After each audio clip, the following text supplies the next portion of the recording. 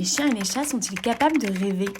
Alors les chiens et les chats, aujourd'hui, on sait qu'ils sont tous les deux capables de rêver. En fait, leur sommeil, comme le nôtre, il se décompose en plusieurs phases. Il y a des phases de sommeil léger, des phases de sommeil plus profondes, et notamment la phase de sommeil paradoxal, qui est donc la phase dans laquelle se déroulent les rêves. Ça, aujourd'hui, on le sait très bien que les chats, par exemple, quand ils rêvent essentiellement à chasser. Et ça, on l'a démontré grâce à des expériences pas très éthiques qui se faisaient il y a quelques années, qu'on ferait plus du tout aujourd'hui, mais qui consistaient en fait à lobotomiser une partie du cerveau, à vraiment toucher une zone pour empêcher le blocage des mouvements dans la phase de sommeil paradoxal.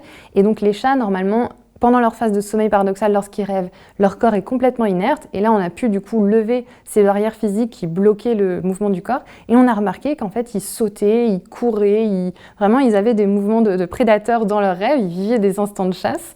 Et chez les chiens, on a montré que eux, dans leur phase de sommeil paradoxal, ils vont plus avoir tendance à jouer, à interagir, à mimer du moins des interactions avec d'autres chiens.